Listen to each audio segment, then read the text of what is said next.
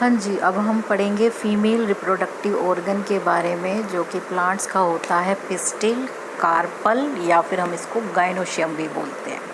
इसके अलावा इसमें हम मेगास्पोरेंजियम और एम्ब्रियोसैक के बारे में पढ़ेंगे। तो ये हमारी स्ट्रक्चर है पिस्टिल की। इसके 3 पार्ट होते हैं, स्टिग्मा, स्टाइल और ओवरी। ठीक है, तो स्टिग्मा तो इसका ये इस तरीके से तस्त्रीनुमा सा पार्ट होता है। ये वही पार्ट होता है जिस पे पोलन ग्रेन आकर बैठते हैं, लैंड करते हैं। इसका यही फंक्शन होता है। ठीक है, पोलन ग्रेन आकर इस पे बैठते हैं और पोलिनेशन में हेल्प होती है। उसके बाद ये जो ट्यूब लाइक स्ट्रक्चर है ये आपकी कहलाती है स्टाइल। तो जब ये पोलन ट्यूब बनाते हैं तो वो इसी से होके गुजरती है। नीचे ये जो बल्बस स्ट्रक्चर है ये कहलाती है ओवरी, और ओवरी के अंदर होता है आपका ओव्यूल। ठीक, तो ये ओव्यूल को हम मेगास्पोरेंजियम भी बोलते हैं। इसके अलावा जो ये मेगास्पोरेंजियम है, यानी कि जो ये ओव्यूल है, ये ओवरी के अंदर जिस टिश्यू के द्वारा जुड़ा होता है, ठीक है, जो ये टिश्यू है जिससे ये ओवरी से जुड़ा हुआ है, वो टिश्यू आपका कहलाता है प्लेसेंटा।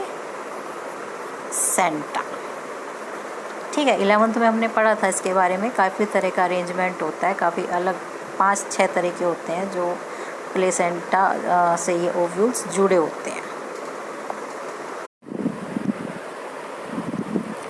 हाँ जी, तो अब हम स्ट्रक्चर ऑफ मेगास्पोरेंजियम यानी कि ओव्यूल पढ़ेंगे डिटेल में थोड़ी सी।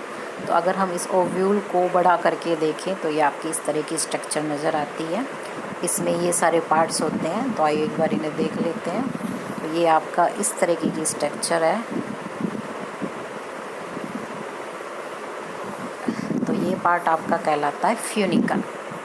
ठीक है, फ्यूनिकल कुछ नहीं है, एक स्टोक है, डंडी है, जिससे ये प्लेसेंटा से जुड़ा हुआ है और फिर प्लेसेंटा आपकी ओवरी से जुड़ा हुआ है।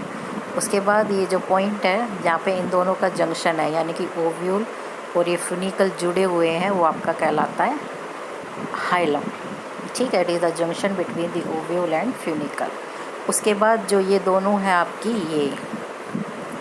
ये कहलाती हैं इंटेग्यूमेंट। ठीक, ये आपकी क्या है, इंटेग्यूमेंट। 2 होती हैं ये, 1 और 2, 1, 2। ठीक, तो ये कवरिंग एक तरीके से जो ओव्यूल को ढके हुए हैं। इसके अंदर होता है आपका ये एम्ब्रियोसैक।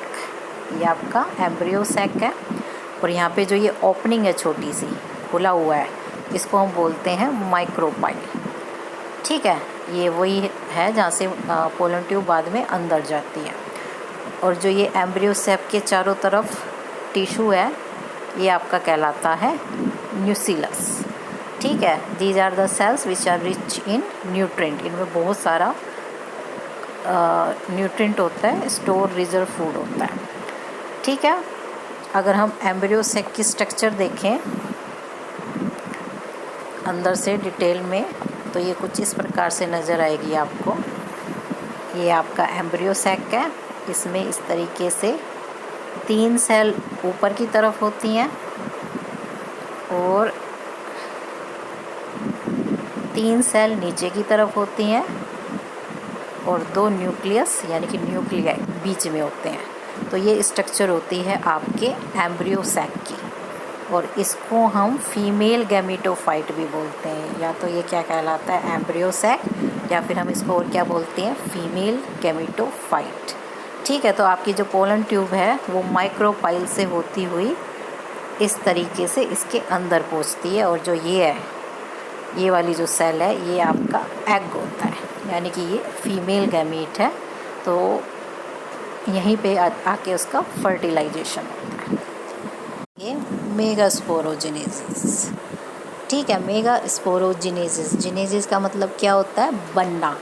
किसका बनना, मेगास्पोर का। तो formation of megaspore is known as megasporogenesis.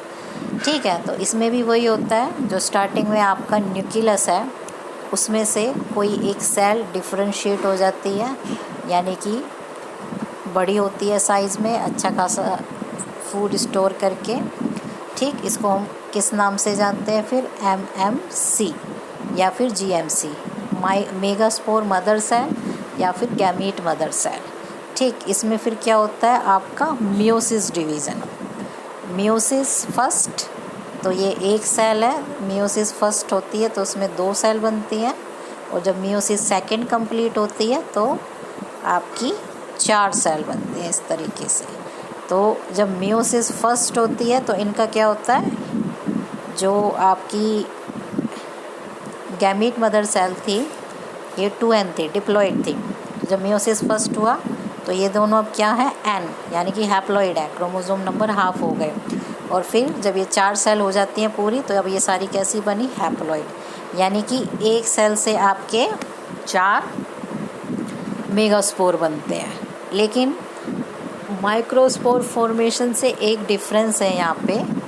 वहाँ पे आपने क्या देखा था कि चारों के चारों जो माइक्रोस्पोर हैं वो पोलन ग्रेन बन जाते हैं, लेकिन इसमें ऐसा नहीं होता।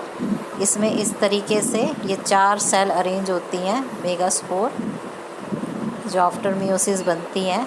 तो इनमें से केवल एक तो फंक्शनल होती है और बाकी जो तीनों हैं वो डीजनरेट हो जाती हैं, यानी कि ख़त्म हो जाती हैं। तो ये जो केवल एक सेल फंक्शनल रहती है यही आपके एम्ब्रियो सैक का निर्माण करती है, ठीक है, क्योंकि बाकी तीनों की तीनों डीजनरेट हो जाती हैं और एक ही सेल से मेगास्पोर बनता है। तो इसी वजह से इसको मोनोस्पोरिक डेवलपमेंट कहा जाता है। मोनो मतलब 1, स्पोरिक मतलब मेगास्पोर, ठीक है। तो ये क्वेश्चन पूछा जाता है कि why it is called monosporic development, पूछा गया है तो रीज़न यही देना होता है क्योंकि एम्ब्रियो सैक का निर्माण केवल एक ही मेगास्पोर से होता है, बाकी की बाकी सारी आपकी डीजनरेट हो जाती हैं।